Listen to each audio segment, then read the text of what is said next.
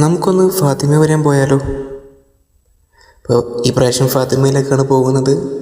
അവിടുത്തെ വിശേഷങ്ങൾ എന്തൊക്കെയാണ് എന്നറിയാം. അതിനു മുമ്പ് എല്ലാവരും ചാനൽ സബ്സ്ക്രൈബ് ചെയ്യുക, വീഡിയോ ലൈക്ക് ചെയ്യുക, ഇഷ്ടപ്പെട്ടെങ്കിൽ കമൻറ്റ് ചെയ്യുക. അപ്പോൾ ഇന്ന് ഞങ്ങൾ പോയത് ഫാത്തിമയിലേക്കാണ് കേട്ടോ. ഫാത്തിമയിൽ ഒരു ദിവസത്തെ ട്രിപ്പായിരുന്നു.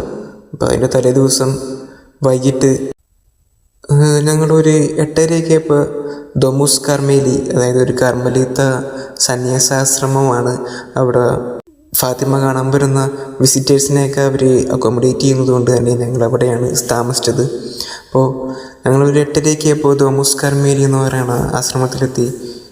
ആദ്യം തന്നെ ഞങ്ങൾ ഭക്ഷണം കഴിച്ചു. പക്ഷെ എൻ്റെ അമ്മോ, പറയാതിരിക്കാൻ വയ്യ, അടിപൊളി ഭക്ഷണമായിരുന്നു. ഫാത്തിമയിൽ വരുന്നുണ്ടെങ്കിൽ തന്നെ മാക്സിമം ഏതെങ്കിലുമൊക്കെ ഒരു കോൺവെൻറ്റ് അല്ലെങ്കിൽ ആശ്രമത്തിലേക്ക് നിൽക്കാൻ ശ്രമിക്കുക. എന്നാലേ അവിടുത്തെ ഏറ്റവും നല്ല ഭക്ഷണം കഴിക്കാൻ പറ്റുള്ളൂ. അപ്പോൾ ഞങ്ങൾ നിന്നത് ദൊമുസ് കർമയിലായിരുന്നു. അന്ന് രാത്രി തന്നെ ഒരു 9:30 ഫാത്തിമയിൽ മാതാവിൻ്റെ രൂപം വഹിച്ചുകൊണ്ടുള്ള പ്രദക്ഷിണവും ജപമാലയൊക്കെ. അപ്പോൾ ഞങ്ങൾ 9:30 ജപമാലക്ക് പോയി. അത് കഴിഞ്ഞ് പിറ്റേ ദിവസം ഒരു 10:30-11 ഞങ്ങൾ തിരിച്ചു വന്ന് കിടന്നുറങ്ങി. പിറ്റേ ദിവസം അതിരാവിലെ എഴുന്നേറ്റ് കുർബാന ചൊല്ലി. അതിനുശേഷം ഞങ്ങൾ കറക്കം തുടങ്ങി. അപ്പോൾ കറങ്ങാൻ എന്ന് വെച്ച് കഴിഞ്ഞാൽ അവിടെ അരിയത്ത് തന്നെയാണ് ഈ ഫ്രാൻസിസ്കോ, ജസീന്ത, ലൂച്ചിയ, ഈ 3 പിള്ളേർക്കാണ് മാതാവ് പ്രത്യക്ഷപ്പെട്ടത്. ഈ 3 പേരുടെയും വീടൊക്കെ ഉള്ളത്. അപ്പോൾ അവരുടെ വീടും അവർക്ക് മാതാവ് പ്രത്യക്ഷപ്പെട്ട സ്ഥലങ്ങളൊക്കെ കാണാൻ പോയി. ഈ കാണുന്നതൊക്കെ ആ 3 പിള്ളേർക്ക് മാതാവ് പ്രത്യക്ഷപ്പെട്ട സ്ഥലങ്ങളും അവരുടെ വീടും അവർ മരിച്ച സ്ഥലങ്ങളും ഒക്കെയാണ്. അതേപോലെ തന്നെ നമുക്ക് ഒത്തിരി കാണാനുണ്ട്. ഈ ഫാത്തിമ പള്ളിയുടെ ചുറ്റിനും തന്നെ അവിടെ ഒരു ബസിലിക്ക പള്ളിയുണ്ട്. പിന്നെ എല്ലാ ദിവസവും ജപമാല നടത്തുന്ന ഒരു കപ്പേളയുണ്ട്. അതേപോലെ മാതാവ് അവസാനമായി പ്രത്യക്ഷപ്പെട്ട സ്ഥലത്താണ് നമ്മൾ ജപമാല ചൊല്ലുന്നത്.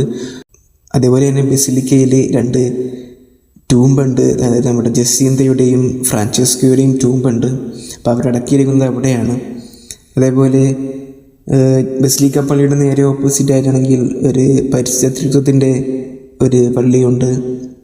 പിന്നെ നിത്യ കുമ്പസാരിക്കാൻ അച്ഛന്മാരുണ്ട്. അതേപോലെ ചുറ്റിനും നമുക്ക് ഒത്തിരി കാണാനുണ്ട് ഫാത്തിമയിൽ. അങ്ങനെ ഞങ്ങൾ രാത്രി ഒന്നുകൂടി പ്രദക്ഷിണത്തിന് പോയി. പിറ്റേ ദിവസം രാവിലെ ഇപ്പോൾ ഞങ്ങൾ ദൊമുസ് കർമേലിയിൽ നിന്ന് ഇറങ്ങി. അപ്പോൾ ഇതൊക്കെയാണ് ഞങ്ങൾ ഫാത്തിമയിൽ ഏറ്റവും കൂടുതൽ എൻജോയ് ചെയ്തത്. അതേപോലെ നിങ്ങൾ പോർച്ചുഗലിൽ വരുന്നുണ്ടെങ്കിൽ എല്ലാവരും തന്നെ ഫാത്തിമയിൽ പോകണം. കാരണം അതൊരു പ്രത്യേക ഫീലിംഗ് ആണ്. അതുമാത്രമല്ല, എന്താ പറയുക, പ്രാർത്ഥിക്കാൻ പറ്റിയ നല്ല ഒരു ആംബിയൻസാണ്. അധികം ആളുകളൊന്നുമില്ല, എന്നാൽ ഒത്തിരി അത്ഭുതങ്ങൾ നടക്കുന്നുമുണ്ട്. പ്രാർത്ഥനയോടെ ഇരുന്ന് കഴിഞ്ഞാൽ നമ്മുടെ മനസ്സ് തന്നെ ശാന്തമാകും, നമുക്ക് അനുഭവിക്കാൻ പറ്റും.